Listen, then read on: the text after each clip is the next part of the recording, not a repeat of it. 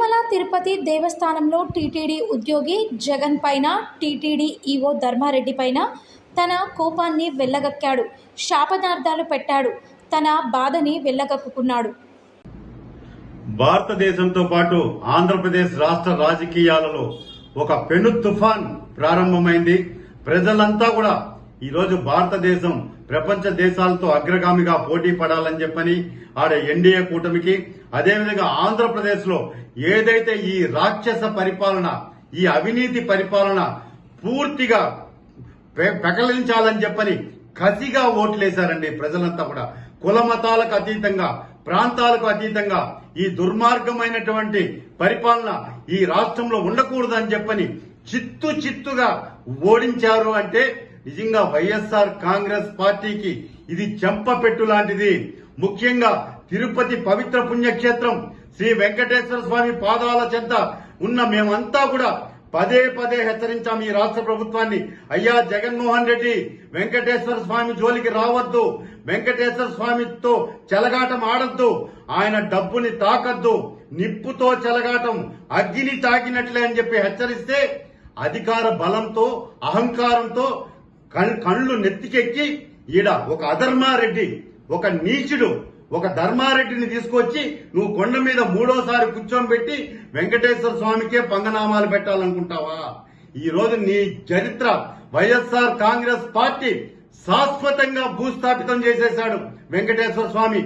ఒకటే చెప్తున్నాను, అధికార బలంతో, అంగబలంతో, అహంకారంతో వెంకటేశ్వర స్వామితో పెట్టుకోవద్దండి అని చెప్పని హెచ్చరించినాం. ఈ రోజు ధర్మారెడ్డి పెట్టుకొని ఇష్టానుసారంగా భక్తుల మీద మీ దాడులు. ఈ రోజు సామాన్య భక్తులుగా, తిరుపతి స్థానికులుగా మేము అయ్యా మా స్వామి డబ్బు జోలికి పోవద్దండి, స్వామికి వచ్చే భక్తులకి సౌకర్యాలు కల్పించండి అంటే మా మీద కేసులు పెట్టావా దుర్మార్గుడా? ఈ రోజు నువ్వు పెట్టిన కేసు నిన్ననే హైకోర్టు కొట్టేసింది. నా మీద పెట్టిన కేసు ఇదే భగవంతుడు భక్తుడికి ఇచ్చిన విజయంగా భావిస్తున్నాం. నాలాంటి భక్తులు ఎంతో మంది ఎన్నోసార్లు హెచ్చరించారు, నీ పద్ధతి మార్చుకో, నీ అహంకారమే నిన్ను మసి చేసేస్తుంది, భూస్థాపితం చేస్తుంది ధర్మారెడ్డి అని. కానీ అహంకారంతో, అధికార బలంతో రెచ్చిపోయావు. ఈరోజు టీటీడీ ఉద్యోగస్తుల్ని ఉక్కుపాదంతో అంచావు, తిరుపతి ప్రజల్ని స్వామివారికి దూరం చేశావు. సామాన్య భక్తులంటే నీకు లెక్కలేదు. ఒక దళారీ లాగా తిరుమల కొండ మీద తిష్ట వేసి జగన్మోహన్ రెడ్డి చెంచాగాడి లాగా బతికినావు. ఈ రోజు నీ బండారం బయటపడింది. ఈ రోజు నా మీద పెట్టిన కేసులు నువ్వు పరువు నష్టం కింద వేశావు, దానికి సమాధానం చెప్పా. ఈ రోజు నా మీద వ్యక్తిగతంగా కేసులు పెట్టావు. దుర్మార్గుడా, నీ కథ ఇప్పటి నుంచి కౌంట్ డౌన్ స్టార్ట్ అయింది నీకు. నువ్వు ఎక్కడికి పోయినా కూడా ఈ 5 సంవత్సరాల కాలంలో తిరుమల తిరుపతి దేవస్థానంలో ధర్మారెడ్డి అధర్మంగా చేసిన పనుల మీద విచారణకు ఆదేశిస్తాం.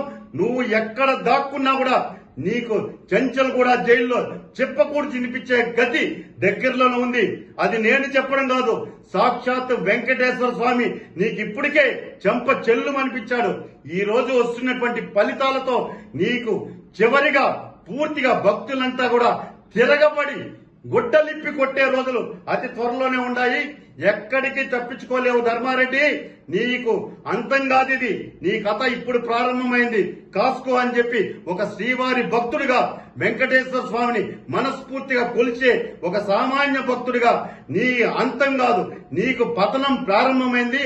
నువ్వు ఎక్కడెక్కడైతే అక్రమ సంపాదన వెంకటేశ్వర స్వామిని అడ్డం పెట్టుకొని జగన్మోహన్ రెడ్డికి చేర్చావో వాటన్నిటినీ కూడా పైసాకు పైసా వడ్డీతో సహా వెంకటేశ్వర స్వామి ఉండికి చేర్చే బాధ్యతని శ్రీవారి భక్తుడిగా మేమంతా కూడా తీసుకుంటామని చెప్పని ధర్మారెడ్డికి చివరి గడియలు ఆరంభమైనాయి. తోలు ఒలిచేస్తారు భక్తులంతా కూడా. ధర్మారెడ్డి కాసుకో, నీ టైం దగ్గర పడింది, కౌంట్ డౌన్ ప్రారంభమైంది. మూటాముళ్ళు సర్దుకొని వెళ్ళిపోవాలనుకుంటున్నావు, నిన్ను పంపించే ప్రసక్తే లేదు. నువ్వు ఉండాలి. నువ్వు ఎక్కడెక్కడైతే అక్రమంగా సంపాదించిన ఆస్తులన్నీ వెంకటేశ్వర స్వామి ఖాతాలో జమ చేయిస్తామని చెప్పని ధర్మారెడ్డి హెచ్చరిస్తున్నా, కాసుకో.